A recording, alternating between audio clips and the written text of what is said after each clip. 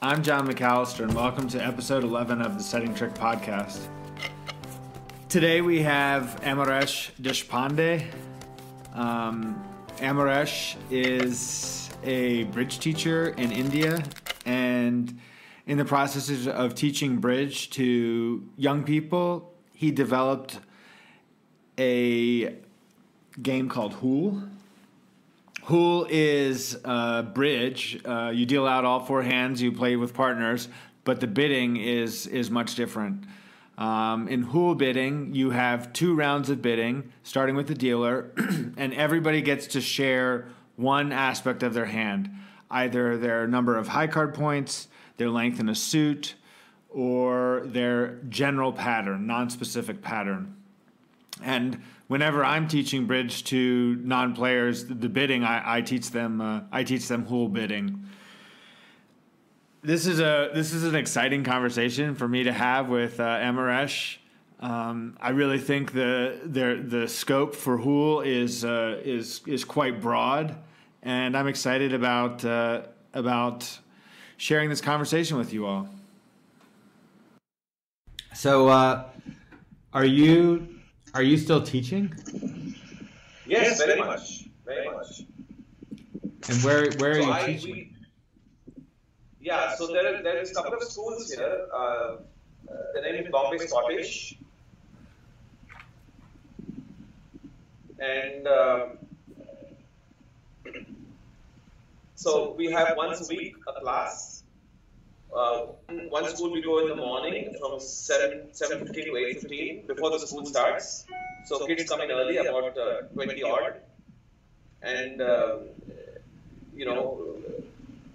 and the other school we have it from 1:40 to 2:40 every Friday.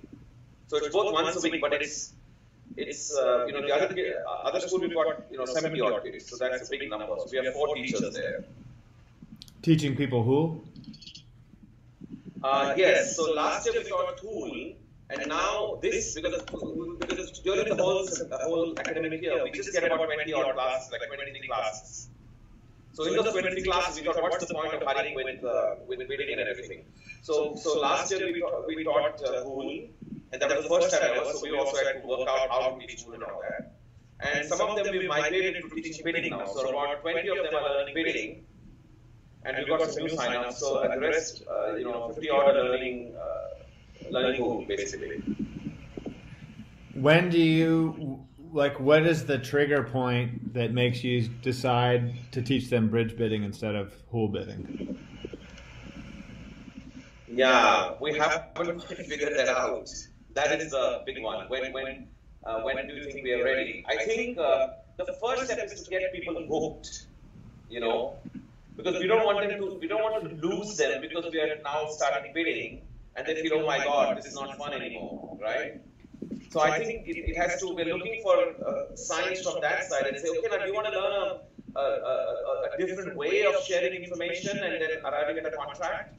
Hool is pretty straightforward, we tell them, because you just share what you got, 5 spades or 12 HCP or whatever. So I said there's another codified language which will take some time. And some say, yeah, interesting. So we already was telling them that Hool is like this and bridge is not like this, which is there's a codified language, which takes some time. And so we got it about 20, and they're taking it. They're slowly adapting to it. We just don't want a dropout rate, because the teachers have spoken to around the world.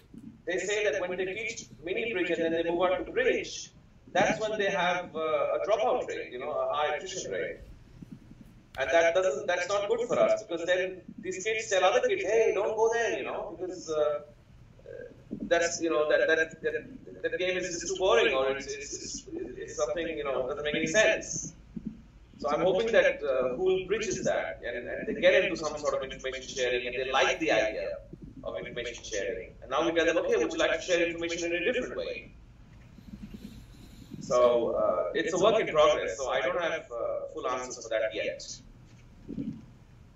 But there are other teachers trying Hool around the world. I mean, I sent these Hool games. I sent 20 recently to Germany. I sent 10 to Estonia. I sent 6 to University of Carnegie Mellon University. Somebody's teaching there. I sent four to Thailand, another 20 to Hong Kong. Yeah, it's amazing to think that they're students as young as how I'm imagining them to be for you in India, but then you have students at Carnegie Mellon, and they're all learning the same thing. Yes, yes, yes. So Carnegie Mellon, he hasn't, he's just received them. So he's letting me know he's going to start a bridge club, and I mean there is a bridge club, so he's going to talk to his teacher and see how they can incorporate this. But I think this will all work if if NPOs take a lead and have a tournament. There has to be tournaments. It just cannot be a club in a school or a university. There has to be the local club or the NPO which says, okay, let's say we'll have something in Pittsburgh or in Bombay or where they can come outside and have a tournament and have some nice things to eat and give you some prizes and some gift coupons or Amazon or whatever. I mean, it has to. I know what you're saying. I've started playing hearts again recently, and a lot of people that I talk to are interested in playing hearts. And I see when I heard you say the local club have something, it would be great if our local bridge club offered hearts, some sort of hearts game in conjunction with the duplicate game. Yeah, exactly.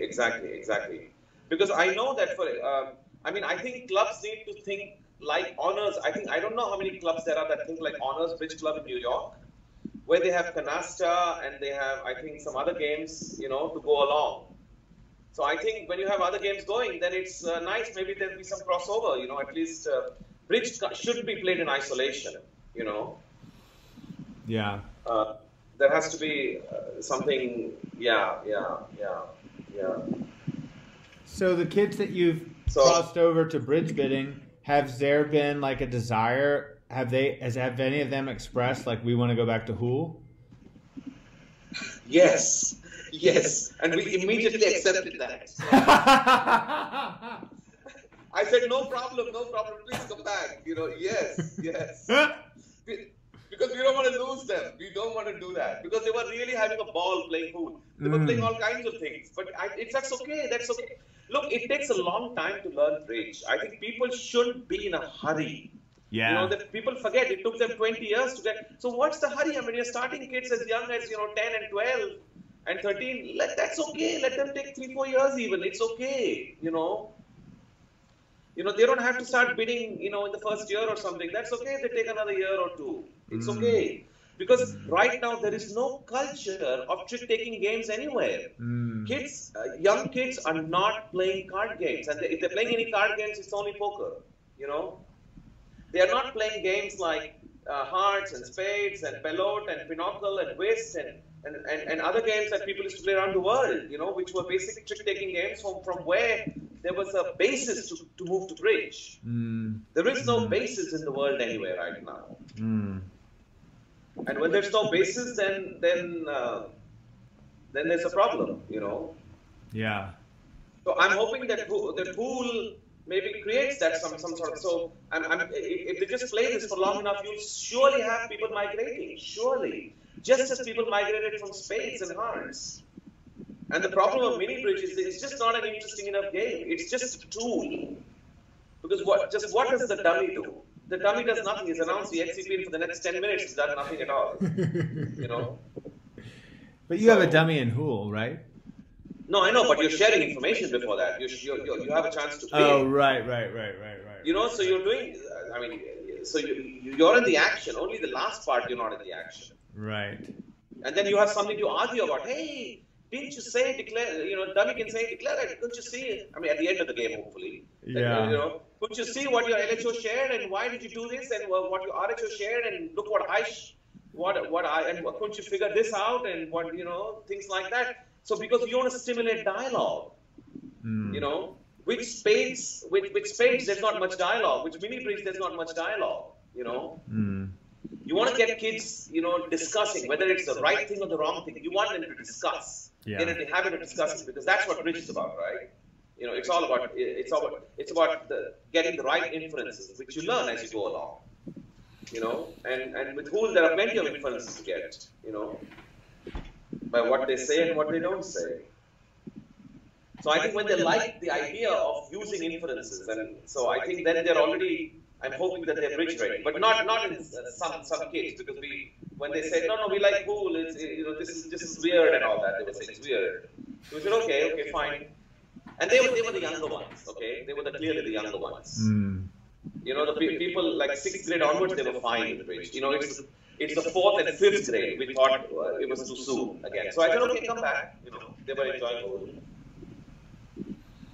So, I mean, if you look at how people learn bridge traditionally, one is that clearly they played some trick-taking games at home because their parents played it at home, and then as a second step, either kids learned when they saw their friends and family playing bridge, and then you became a kibitzer, and somebody did show up, and you just kind of said something. Or people learned it in universities because there was bridge going on, or they were working people because working people learn bridge socially. So there was never really teaching for beginners, a generation ago. Nobody was really taught. I mean, at some point teaching started, but by then you were already playing some rudimentary bridge. But today the problem is that since the culture of trick-taking games is dead, and so people, there's no bridge happening at home, there's no bridge on university campuses, and social bridge is dead, rubber bridge, whatever, social bridge. So now bridge has to be taught, and that's the problem that I see, because how children learn today is very different than how children learned before the age of the smartphone. Children are not, and bridge teachers are not necessarily able to figure that out. So they get frustrated, they see dropping rates, and of course there are always a few handful of people who stick around, but that's all we've got. How do we make it a kind of attempt to make it a mass movement, or somewhat as a mass movement at least? Because I think attention spans have dramatically shrunk, and kids get easily distracted. It's not just bridge teachers, even regular school teachers are complaining all over the world that kids are not listening, they're not reading, and their attention spans are all over the place, and they don't know what to do. So it's a problem. It's a problem. Attention is a problem in classrooms today. What do you think is the first thing that like in all your teaching of Hool, what's the thing that you're noticing the kids catch on to the quickest?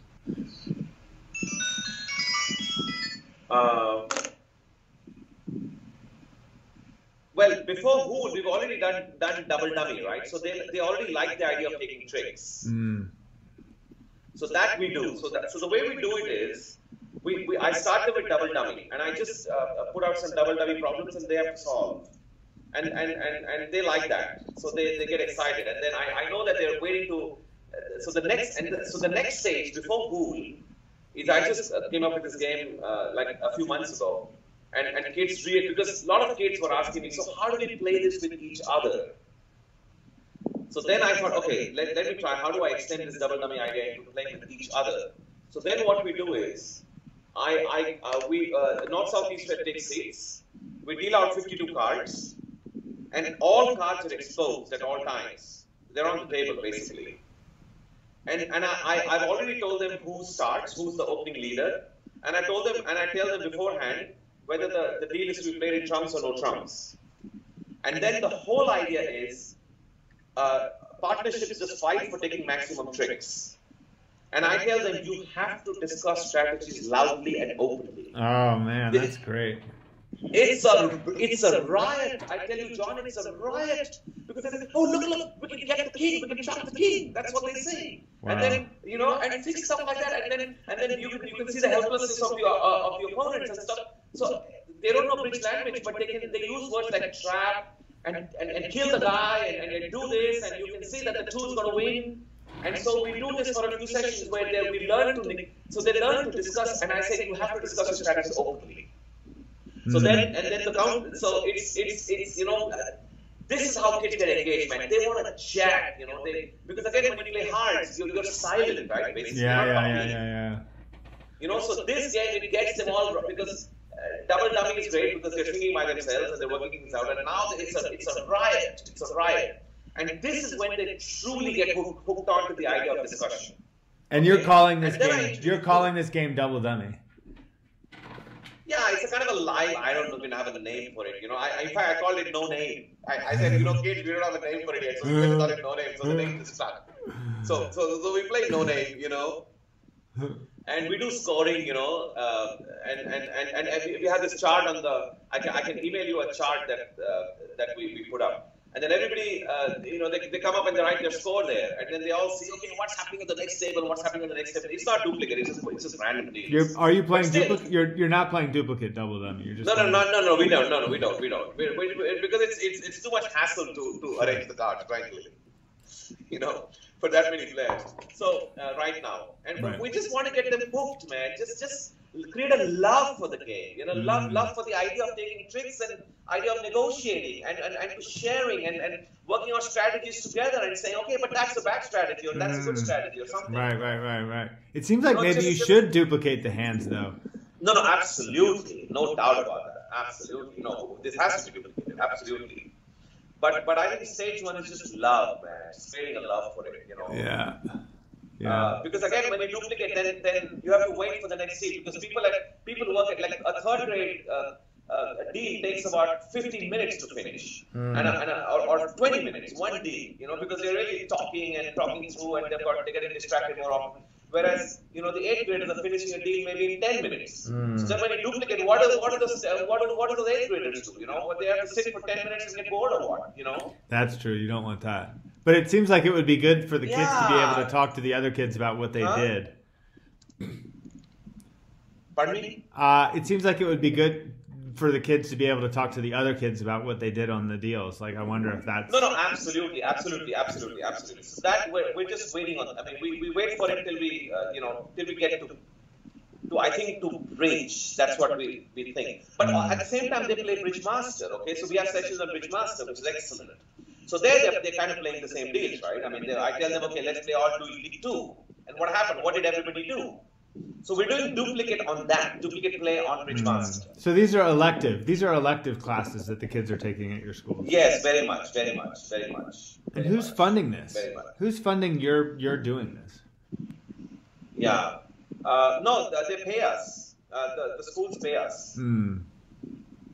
Yeah, so that's and the schools collect fees from the students because at the time that we're offering Bridge, many things are offered. So kids can choose. They can choose to learn Chinese or some other foreign language, or they can choose to dance, or they can choose to do yoga, or they can choose to learn some kickboxing, or they have different options, or chess, or or calligraphy. They've got some, and so Bridge is one of the options.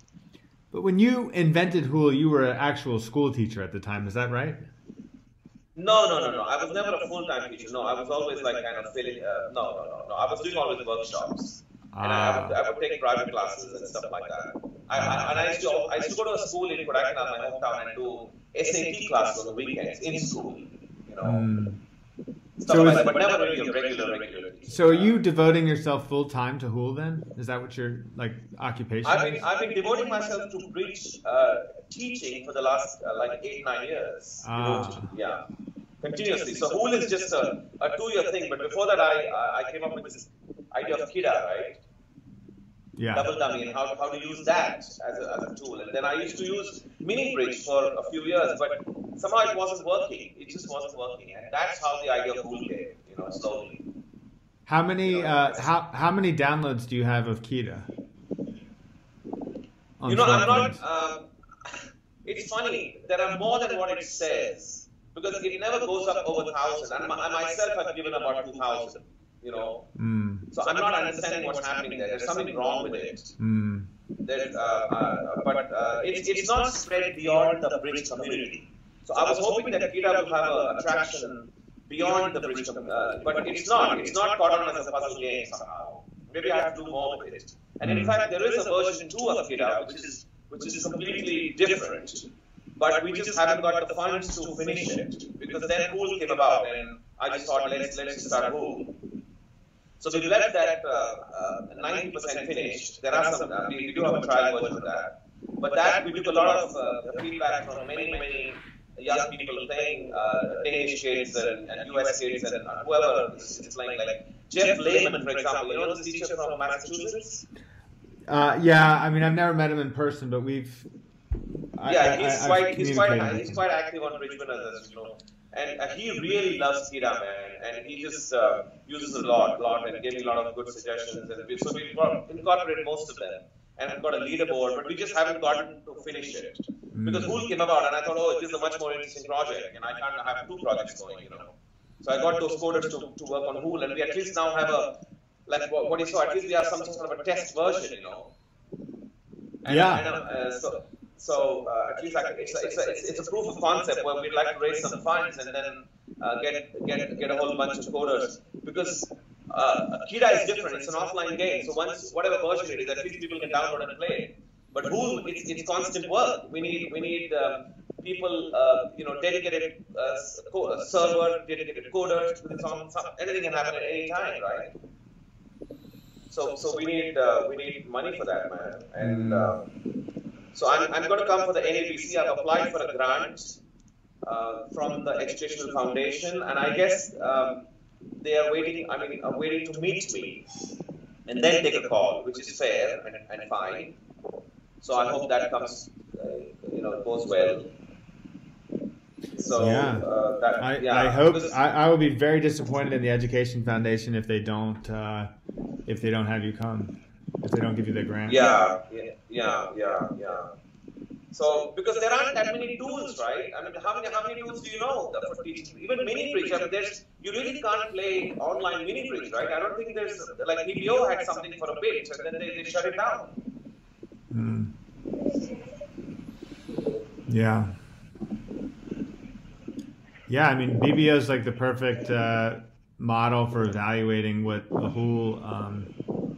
Hool game could be, and Hool could be much bigger than BBO actually if it really caught on amongst young people.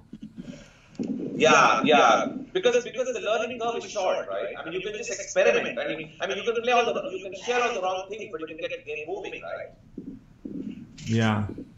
So that's the thing about, and I think. If you look at video games today, I mean, they can be pretty complex, right? But they're very easy to get into. That's the thing.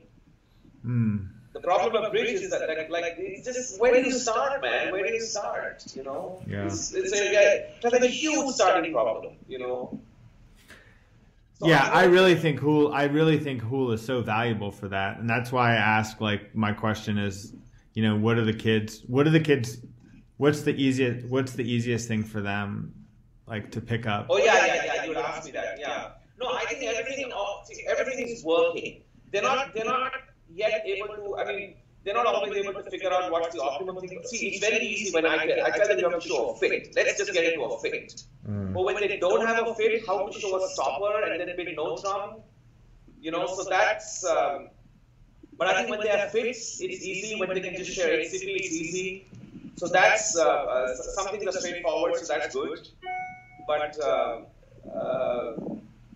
but the thing is, they like all the aspects about it. It's not like they don't like any one aspect. It's not like they want to get down. See, what happens when you start bidding, I've often noticed, is that kids want to get over with it and just say, okay, now can I get to play now? Can I just play?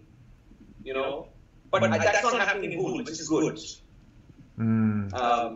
I'm talking about the students who are just learning bidding, okay? I'm not talking about the ones who already know bidding. Of course, for them, bidding is probably more interesting than play or whatever, or equally. But the people who are just starting bidding, they just want to get it over with somehow, a lot of them. And I know that they're not ready for it. Then I think they should get back to Hool.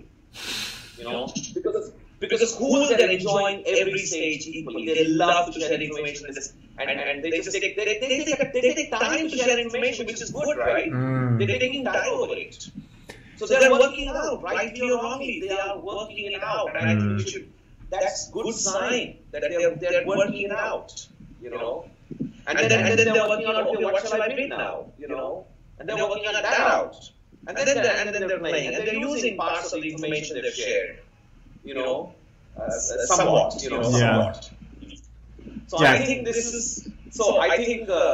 it's the game is working, all the stages are working. you know. So I don't think they like any one stage better than the other. You know, I think they'll always card play will always be slightly better because I always ask them to practice on Bridge Master. So I say you hone your skills on Bridge Master and Hira because that's your practice. You have to do that. You know, you can't work things out on the table all the time from scratch. You know, you have to know your finesses and you know, you have to know that you have to see that you're getting blocked, and you'll see it when you do enough on Bridge Master because you can redo them. But in the live league, that's the only league you got, man.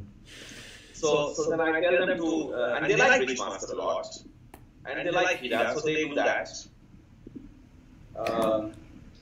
Like, say for example, they make a slam, but they don't bid it. Are they saying, "Oh shoot, we could have gotten a bonus for that," or are they sort of like spaced on it? Totally, man, totally. Even for games, you know, in the beginning, people are very shy of bidding, so they just underbid. You know, underbidding is very, very common. That's what I noticed. You know, Yeah. but then suddenly people start overbidding, and then they get hammered for it. So that's good too. You know, so from underbidding they go to overbidding, and then they figure, okay, but then I tell them, but how do you know how? You know, so then you know, you work it out. You know, with what shape you've got, and with, you know, so I give them some yardstick like, you know, about 2.8 tricks, 2.8 HCP per trick. You know, you can, for no trumps works reasonably well. I tell them 2.8 points per, you know. So if you have like 28 HCP, you can make 10 tricks, for example. You know, if you have about 25, you can make about, you know, 25, 26, you can make about 9 tricks. You know, safely, more or less in no trumps. And I said, but in trumps it's tricky because you can. With that, you need an 8-card fit for sure.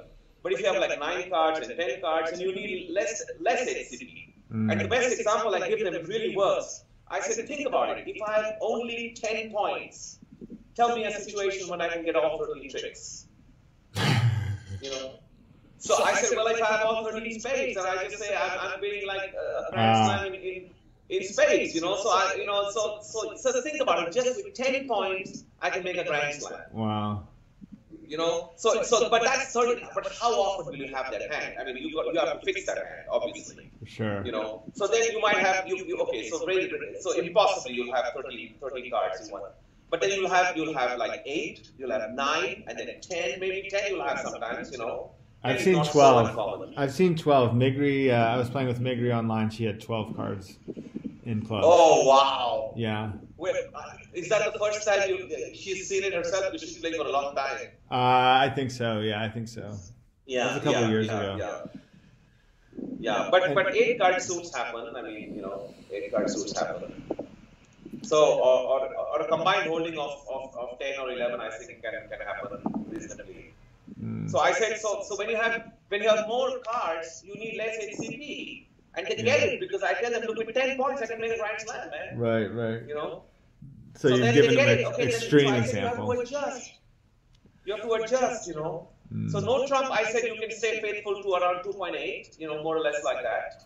You know, because it's a balanced hand. You really don't have a long suit, and so that's why you're a no trump. Besides, because you don't have a long suit. But when you have a long, you know, when you have like a 2-suit, especially when you have 2-suit fits, you know, I said that's strong. You know, so look for 2-suit fits and then help with HCP, man. You can just go for a game with just 2-suit fits, you know. Just try it out, you know. Get rid of the trumps and then just play you know, get the other suit, you know, going too, you know. So I think we have to also try to use non-bridge language in some way, you know, just.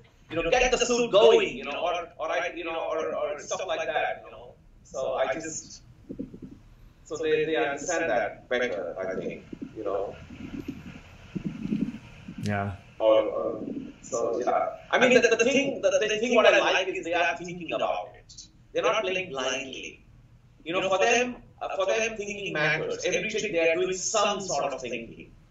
You know. I think that's a positive thing. I think that's because that's what we need. That's what will lead them into bridge eventually. You know. Yeah. It's that they like thinking about each and every card. Well, when they get into whether rightly or wrongly, they're thinking. In the example, we just did a demo, and that's not going to be in the podcast, but we just did a demo on your website. What is it? Hool.org? Yeah. Hool.org. And we were kind of like rushing through the bidding a little bit. And on my second bid, I was really trying. I mean, I like Hool as a bridge player because it helps me think more about like it. I noticed just how deeply I was thinking about the hands based on what I knew at the table. Right. And I was like, do I want to tell my partner I have 2 spades? Or what's my partner? Like, I was thinking my partner was 4-4 in hearts. Yeah. So I was thinking about that, but I didn't really have time to put it all together. And okay, right. I was sort of hated that we didn't play the whole hand through. I was so curious about. Okay. Sure. John, I just wanted to write, I just wanted to give you the features of Hool, just the features. Sure. No, but something interesting. Now, I'll tell you what tournament would be a real nice tournament, okay? So, obviously, if NBOs, for example, had pair events, right? Like bridge clubs, they would announce, for example, okay, on this weekend we're having our regular team, but we're also having a Hool duplicate, So kids from colleges and from schools, please land up, we'll give you good food here, and there's some prizes to be won, and that should be enough, Kids might show up, those who play Hool. So that's one thing. But I think another interesting event, when we've done this event, when we've done these pair events a few times, would be a team event. Now think about this. Think about Team A having 4 players. Let's say call them A1, A2, A3, A4. So players A1, A2 on Team A would be bridge players, and Team A3, A4 would be Hool players. And now think of Team B, where you have A1, A2, B1, B2 as bridge players, and B3, B4 as Hool players. And now think of one table where A1, A2 play bridge with B1, B2, and their partners are playing Hool on the other table. The same deal, basically, but switched arrows. And just think at the end of it, and just think they can compare scores. They can say, but how did you get to 4 spades? I couldn't get to 4 spades, on this set. And then somebody, you know what I mean? So this way, the Hool players are really a part of the bridge ecosystem. Really, that's what we need. We need to get them ever closer to bridge. So when their teammates are playing bridge, and when you're playing Hool, so you can imagine like seasoned players playing with Hool players, Yeah. Or like grandparents playing with grandchildren or something, you can have some sort of a combination like that, Right. So at my table we're playing bridge, and at the other table everybody's playing Hool. Yes, and there's the same deals, and then but your teammates. So your teammates are playing bridge, and exactly. So one team is 2 bridge players. One team is made up of 2 bridge players and 2 Hool players, and there's bridge going and there's Hool going. So at my table I'm north-south, and my teammates east-west at the other table. Yes. Okay. Yes. Gotcha. And your teammates, let's say you and your partner are playing bridge north-south, and your teammates are playing. Are playing east-west, the same deals, playing Hool. Yes, absolutely. And the other way around. Yeah. It's great, man. So I think this would be a fun event, right? Don't you think? Yeah, for sure. And they'd be the same, because then the bridge guys would get to a slam really precisely, and the Hool players are maybe struggling, of course the bridge players would then it won't make any sense to them, but then it will create an intrigue. Shit, you have a really sophisticated way to get there, man. We just have like 2 things to say. Right, and how many times did you say? And then they'd say, oh, but we have a lot to say. So that way they'll get interested. It's like this Chinese saying, man, when the student is ready, the master will arrive. Right. We shouldn't be the people chasing bridge students. They should be chasing bridge. People should be. And I think if we have this kind of a competition where they see that a sophisticated system really can bid accurately, whereas, and so they would get interested, in something else, They have to want to aspire to it. We can't create that aspiration because bridge is not selling itself. Just think about think about Samantha Fox's thing, keep bridge alive. I mean, come on, if you have to keep bridge alive, something's wrong with it, Yeah. You know? Samantha Punch. So, Samantha, yeah, Punch, not Fox, sorry, yeah. Samantha Fox was a singer. Okay. Okay, yeah. Okay. No, it was a good time. In Wuhan, I spent a long time with Samantha Punch, actually. Yeah. It was great chatting with her. And, she was also saying, yeah, man, people don't like my slogan. And Yeah, I don't like her slogan, but I didn't have the heart to tell her. No, a lot of people had told her, and she's admitted it, man, in public now, and got thing that people have had reservations. And what do you mean keep bridge alive, Yeah. And you know what we did one night with there were a couple of other people, four of us. There was Simon Stockton. You met him? I don't think so. Okay, so anyway, so he's another guy, and there's somebody else. So before we went on seeking these mahjong clubs in China. You know how big mahjong is in China? Do you have any idea? I've heard from a bridge playing friend that mahjong, he said everybody in China plays mahjong. That's right. It is a craze. Mothers will go there with their kids. The kids, they go to mahjong clubs, and there are clubs everywhere. Like where we were staying in the hotel, there were at least about 50 clubs. I'm not kidding. 50 clubs. They're just, and each club has about 5 rooms. Wow. And you pay a rent, and you pay some cover charge, and you just go there, and and the people are smoking, they're drinking, and the kids are just basically sleeping in the lobby of that club. Or they're just eating, or snacking, or chatting, or playing some video games. And the mothers and fathers are just playing mahjong. This is Chinese culture, man. And this is at like as late as 10 o'clock, 11 o'clock, the kids are just whatever. Mahjong. It's incredible. Kids don't even matter. Mahjong matters. I mean, these guys are crazy.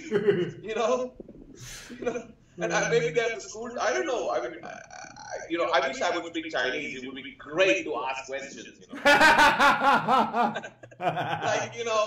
But mahjong means so much. And I think there was a time when bridge meant so much in America. About 50 years ago. It meant a lot. Yeah. There was no television, and people just played bridge, and whatever level, but they played bridge. It mattered, right?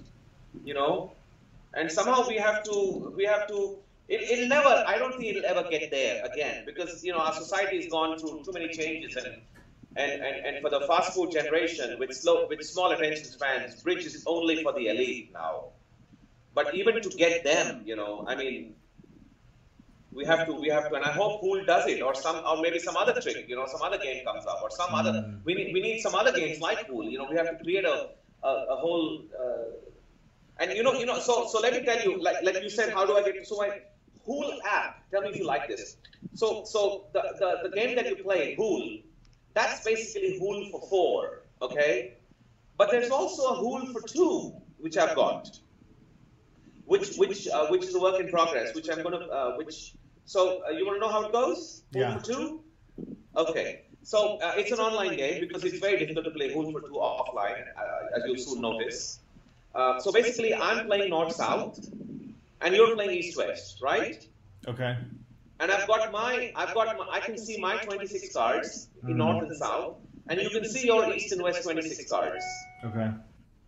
And basically, I bid, and you bid, and I bid until one of us passes. And when we, or doubles. When we double, the bid stops, and the other guy can only redouble or pass. And then we play basically. So the only thing I just don't know your distribution, but basically we just bid and we play. So that's Pool for 2, basically. Right. That's great, man. Yeah. And then I've got a Pool for 3, which is basically the dummies opened up.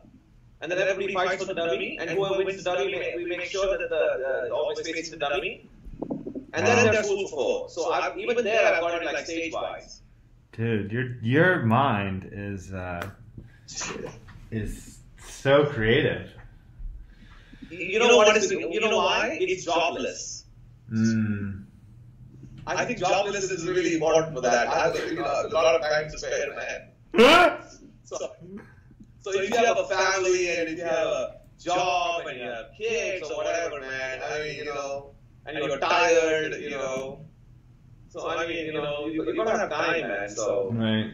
So I just made sure that I'm just gonna do this, Dude, you're doing great things, man. I'm really psyched to have you on. No, but we're on the same page. You're doing double dummy, man. this is for the second. You have any follow-up movie happening? No, I'm doing more of like I'm trying to do some guerrilla marketing on social media to get people interested in Double Dummy or just Bridge. Right. It doesn't even have to be Double Dummy, just Bridge. Like so, I sent a email to one of the co-founders of Netflix recently, and I published a draft of that email on my Instagram. And it's like the first part of it is, I have it right here. It starts out with like, you know, I want more young people to learn Bridge, blah, blah, blah. And then it's like, man, I'm just having such a hard time writing this letter. Like, this is so frustrating. So I'm not doing social media during the week. So I was hoping to get like this big groundswell of support for the post. And my friend told me the other night that it's got 102 likes, and I was like, man, that sucks. I wanted to have like 1,000 or 10,000. Oh, I got 102. Oh no. So I mean, I feel like my like I had this grand ambition about it, and now it's like, oh shit, it didn't. But just being creative and being like, this is like a cool idea. Like it really got me jazzed, and I did a lot of stuff that I hadn't done previously, and people are starting to respond to that, like individuals. So it's not all lost. Yeah. I went to a local business yesterday, and there's a guy who works there who I know pretty well, and he was asking me about the post, and he said he shared it with some of his friends, and he was saying how he looks at all these posts for juice bars, and it was like, I was like, well, why don't we post on yours about like Double Dummy? And he wasn't up for that, but like it's just cool. Like it's just cool that people are paying attention, and that you know, it just feels good to get it out there. Absolutely, yeah. But what's your response been with the Bridge Winners community? It's been, how would you rate that? I would say that the Bridge community in general is not that interested in the film. They don't really care. I mean, there's like, well, maybe, see, the problem was I was asking people to host a screening, and that's like an undertaking. So I thought all you have to do is like this Instagram post. That's all you have to do. And if I get 10,000 likes, you know, that's going to be taken much more seriously than 100 likes. So I'm trying to set a hurdle that people that they want to cross. And I don't know. It's just I feel like different people have different problems, and I don't even know that a screening is necessarily going to fix their problems. Like Sam Punch had a screening in Stirling, Scotland at her university, and now they have a bridge club there. But she worked tirelessly. Great. Yeah, she worked I mean, they have like a 30-member bridge club. They have students, they have faculty, they have children of students, children of faculty, Brilliant. graduate students. I mean, it's really like a whole, like it's amazing because it brings the entire community together. And that's, but you have Samantha there. I mean, she's the you need a faculty member to drive this. Sure. You cannot be a student. Sure. You need a faculty member, right? Sure. Yeah. Yeah. So have you? I'm sure there are universities in America where you have faculty-driven bridge clubs, right? I think MIT has one, right? Well, I will tell you, my friend Ted Katsouleas just became the president of the University of Connecticut, and I'm going to be forwarding this podcast to shoot. It's Tom Katsouleas. Yeah. So I asked him. I was like, "Will you host a screening at UConn?" He's literally started as the president this fall, and he's like, it has to be student driven. And so, that wasn't what I wanted to hear at the time, but I get it. Like I like, part of my challenge is like that I think that I know best, and so I'm telling other people like, this is what I need you to do. But I think people buy in more when it's like, how can, like, when I'm like not so demanding, and I'm like, well, do you want to help? Like, will you help me? And then the second question is, okay, you want to help me? Like, how can you do it in a way that like is like authentic for you, and that also helps me? Because Yeah, I've been trying yeah. to bully people into, this is how I want you to do it, and this is the right way to do it. But I don't really know that. I don't really know that a screening is going to work. Like and frankly, that some have worked and some others haven't. So it's not foolproof. What about Netflix? I know there's some talk about that, right, on Bridge Winners about. That's what that's what I'm pushing for. Like, and I have a Tesla. So recently on Tesla, they now you can watch Netflix on your screen in your Tesla, and I'm like, Okay. So I'm going to the Tesla board, and I'm saying, hey, I produced a movie. I really want to be able to watch it in my car. Like the thing is, the thing about Netflix is that people go to Netflix to watch movies. They go to Netflix they're planning on watching something. And like, if somebody encounters my movie on Facebook, like maybe they'll watch it for a couple of minutes, but they're probably not gonna, and frankly, it's best. I most enjoy watching the movie in a theater because when I sit down at my computer, like there's all these other things I could be doing. Too many distractions. And it's distracting. Exactly. But like to watch it in a theater, that's where it really absolutely the full effect. Yeah. But I think, like you rightly said, Netflix is a platform where when you turn on Netflix, you are kind of in that cinema mode, in the theater mode, right? Yeah, definitely.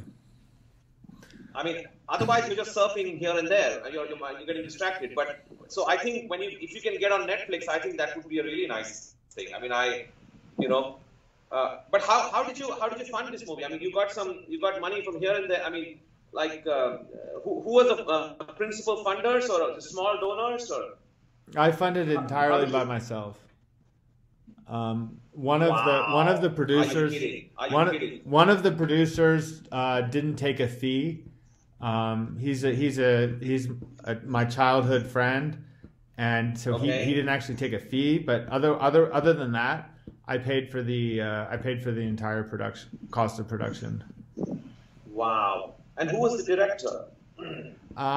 We had this guy from Richmond, Virginia, which is like an hour drive from where I live, named Lucas Cross. Yeah.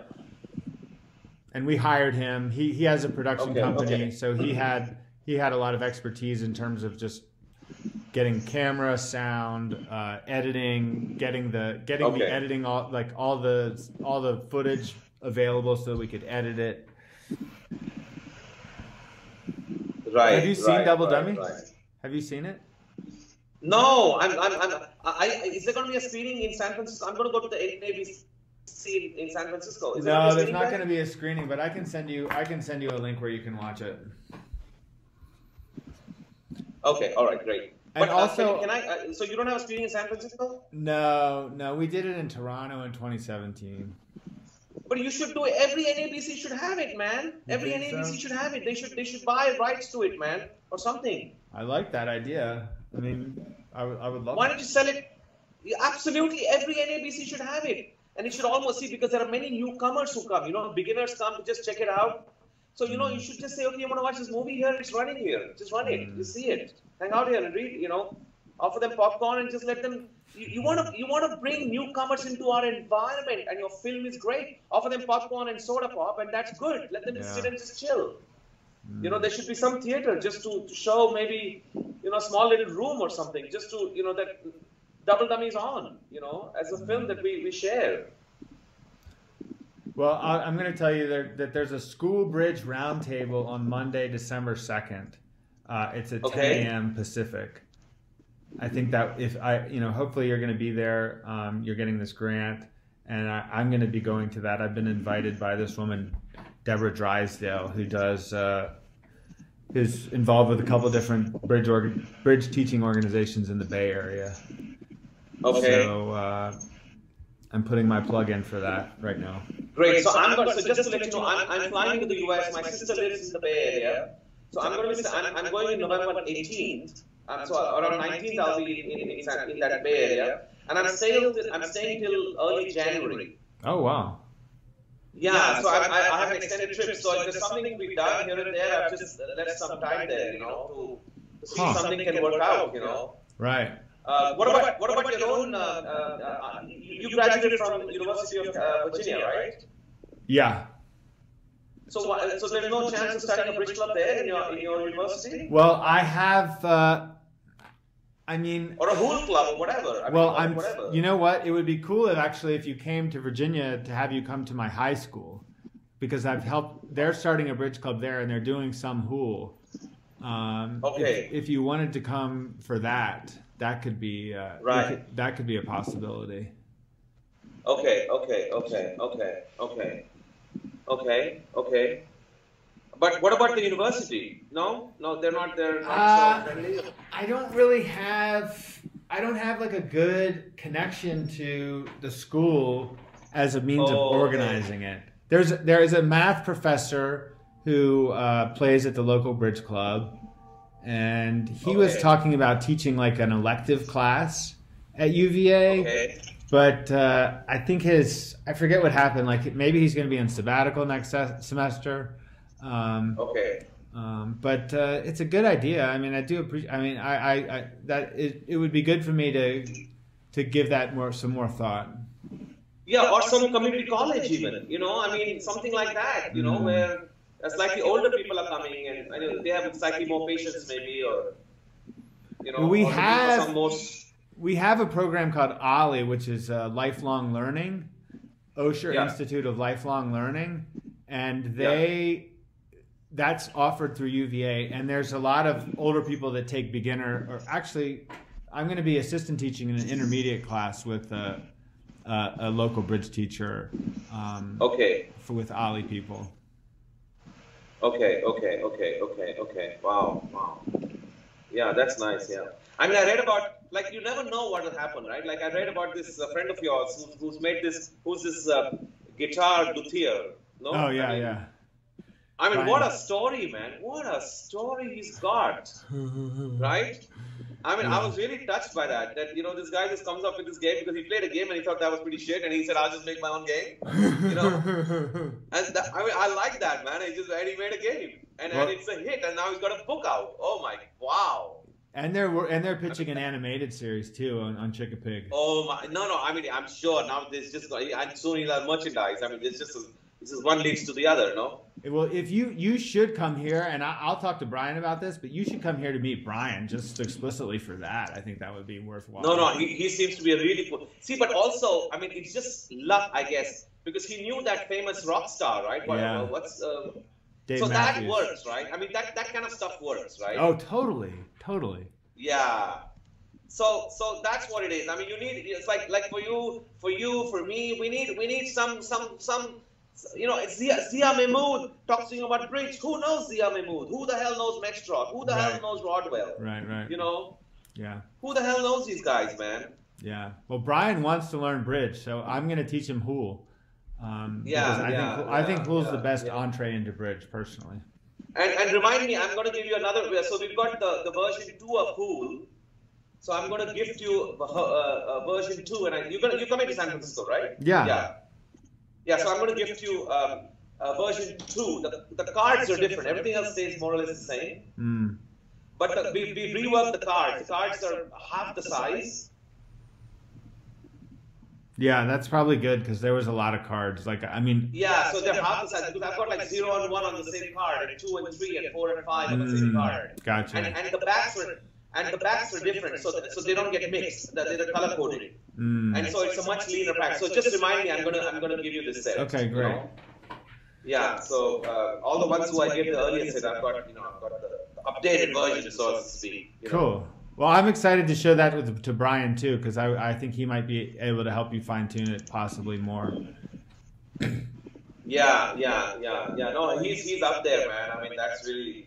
So does he still get time to make guitars, or? Yeah. That's his primary. I think, I don't know actually. I don't really know, but he makes guitars for like Dave Matthews and other like well-known rock stars. Yeah. So Dave Matthews also? No. He used to live here. His primary residence used to be here, and I've certainly run into him a time or two, but we've never really